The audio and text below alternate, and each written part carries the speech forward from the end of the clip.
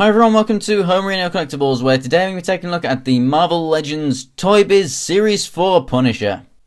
This is one of my favourite Marvel Legends, and I've been wanting to do this review for quite a little while now.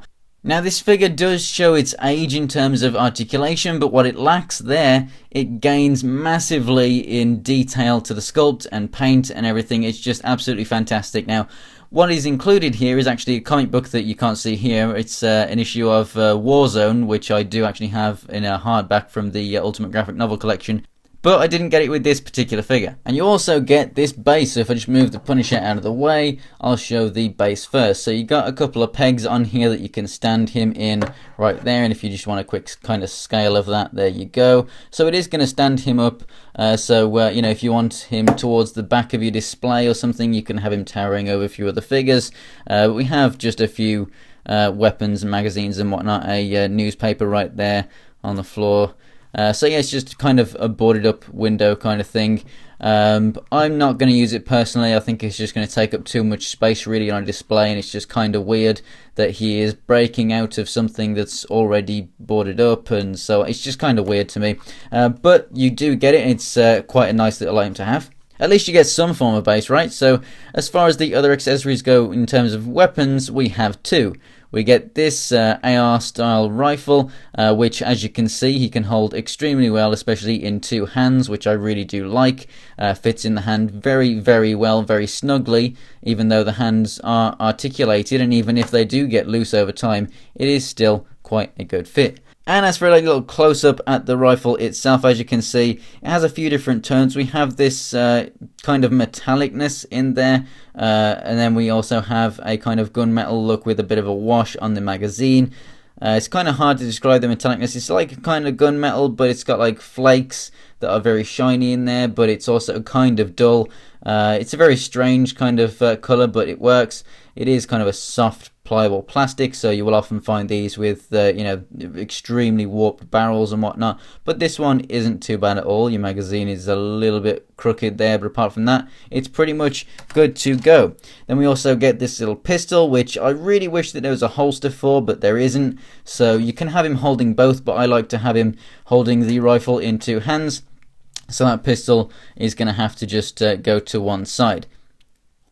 As for the figure itself, it just looks absolutely phenomenal. I really, really do love this thing. The head sculpt, that is just really, really awesome. At first you might look at it and go, whoa, that looks really ugly, but then when you actually take a closer look, you can see all of the paintwork and everything that's gone into it, all of the scars. The eyes are done beautifully. You can see all the wrinkles and the eyebrows and on the nose there and everything. It's just done absolutely awesome. And the hair sculpt and everything is all done really well. Paint is all where it should be, and there's lots of it. The skull just looks epic the way it's done. The belt, I think there's actually another version where the belt around here is black, so you still get these kind of white magazine clip kind of teeth things, but around here it's all black. But yeah, it just looks awesome. So you just got this plain black and white figure, which does have a little bit of shading there on those white parts. It's just really, really cool. We don't have any, you know, hole in the back for a flight stand or anything, but you do get the pegs on the feet, obviously, for the stand that is included. As for the articulation for this figure, the head moves left and right, up and down a little bit, and you get a bit of side-to-side wiggle. The arms come all the way out and go all the way around.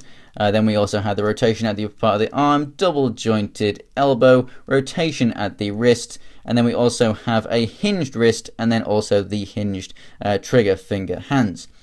We also do have the waist rotation there. However, it does seem to get stiff when it gets to certain points, and you don't get any ab crunch there. Then the hips, very strange, awkward looking hips, kind of reminding me of, you know, the kind of DC Universe kind of style.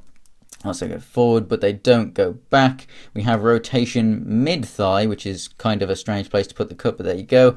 Double jointed knees, rotation at the boot, and then the feet go up, down. We do actually get some ankle pivot, which is pretty cool for an early figure like this, and also a really good toe hinge.